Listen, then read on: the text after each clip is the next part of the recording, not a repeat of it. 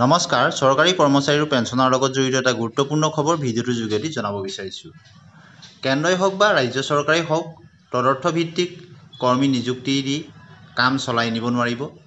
বিত্তীয় সমস্যাৰ অজুহাত দি দীৰ্ঘদিন ধৰি নিয়োজিত হৈ থকা অস্থায়ী বা তদৰ্থ ভিত্তিক কৰ্মীক স্থায়ী নিযুক্তি নিদিয়াকৈও থাকিব নোৱাৰিব চৰকাৰে। অলপতে এনে কঠোৰ নিৰ্দেশ জাৰি কৰে দেশৰ উচ্চতম ন্যায়ালয়ে। এই নিৰ্দেশ জাৰিৰ সময়ত ন্যায়ালয়ে স্পষ্ট কৰি দিয়ে যে বিত্তীয় সমস্যাৰ অজুহাত দি চৰকাৰে দীৰ্ঘদিন ধৰি নিয়োজিত তদৰ্থ ভিত্তিক নিযুক্ত কৰ্মীসকলক নিয়মীয়াকৰণ নকৰাকৈ থাকিব নোৱাৰিব। গতিকে পলমকৈ হ'লেও এই কৰ্মচাৰীসকললৈ সুখবৰ আহিলে আৰু তেওঁলোকক সমহাৰৰ দৰমহাৰ পৰা বঞ্চিত কৰিব নোৱাৰে। আউটচোৰ্চিঙক চৰকাৰী কামত নিয়োজিতকৰণৰ উপায়ৰূপে কেন্দ্ৰই হওক বা ৰাজ্য চৰকাৰেই হওক কোনেও গ্ৰহণ কৰিব নোৱাৰিব বুলিও নিৰ্দেশটোত ন্যায়ালয়ে উল্লেখ কৰিছে।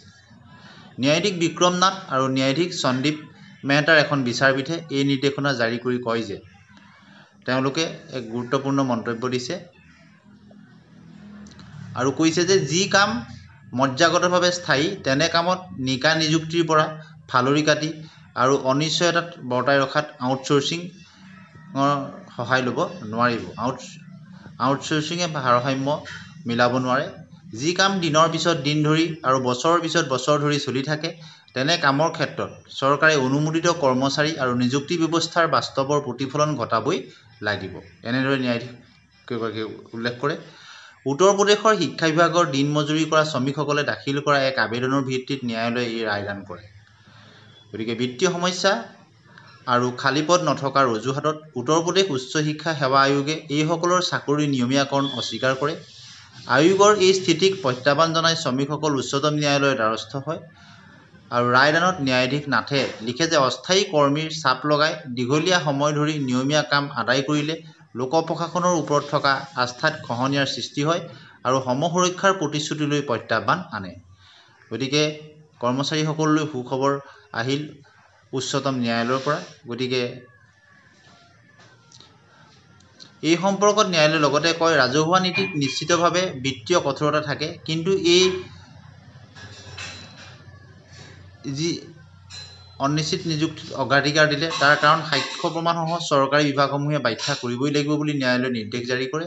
আৰু এই নিৰ্দেশত ন্যায়াধীশ নাথে কয় যে য'ত প্ৰশাসন ধূসৰ হৈ থাকে তাত তদৰ্থ ভিত্তিক নিযুক্তি প্ৰস্ফুটিত হয়। দীঘলীয়া অসুৰক্ষাৰ ফলত হোৱা মানুহৰ অৱস্থাৰ প্ৰতি সংবেদনশীলতা আৱেগিক নহয়, ই হৈছে সাংবিধানিক শৃংখলা। এনে শৃংখলা অনুসৰি চৰকাৰী কাৰ্যালয় চলাই ৰখাসকলৰ প্ৰতিটো সিদ্ধান্তই জনোৱা উচিত। গতিকে তদৰ্থ তথা অস্থায়ী ভিত্তিক কৰ্মচাৰীসকললৈ সুখবৰ আহিল। ন্যায়ালয়ে লগতে কয় যে দীৰ্ঘকাল ধৰি তদৰ্থ ভিত্তিক কাৰ্যনিৰ্বাহে কৰ্মস্থলীত কেৱল অসুৰক্ষাৰ প্ৰবল কৰি তোলে আৰু নিযুক্তিৰ ক্ষেত্ৰত কৰ্তব্য, স্থায়ী সময়ৰেখা আৰু পৰীক্ষণযোগ্য নমনীয় নীতি নিয়ম স্পষ্ট হৈ থাকিব লাগিব বুলিও ন্যায়ালয়ে উল্লেখ কৰে।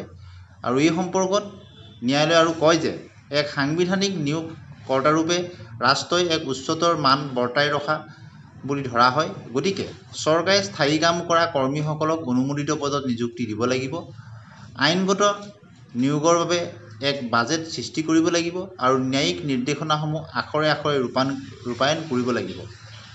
এই বাধ্যবাধকতাসমূহ মানি চলোতে পলম কৰাটো মাথো অৱহেলাই নহয়, লগতে ই হৈছে অস্বীকাৰৰ এক সচেতন পদ্ধতি যিয়ে এই কৰ্মীসকলৰ জীৱন জীৱিকা আৰু মৰ্যাদা হানি কৰে। গতিকে পলমকৈ হ'লেও উচ্চতম ন্যায়ালয়ৰ ফালৰ পৰা তদৰ্থ বা অস্থায়ী কৰ্মীসকলৰ ক্ষেত্ৰত তেওঁলোকৰ নিয়মীয়াকৰণৰ সপক্ষত এটি ৰায়দান আহিল। পৰৱৰ্তী সময়ত ৰাজ্য চৰকাৰসমূহে ইয়াক কেনেদৰে বলৱৎ কৰে সি লক্ষণীয় হ'ব।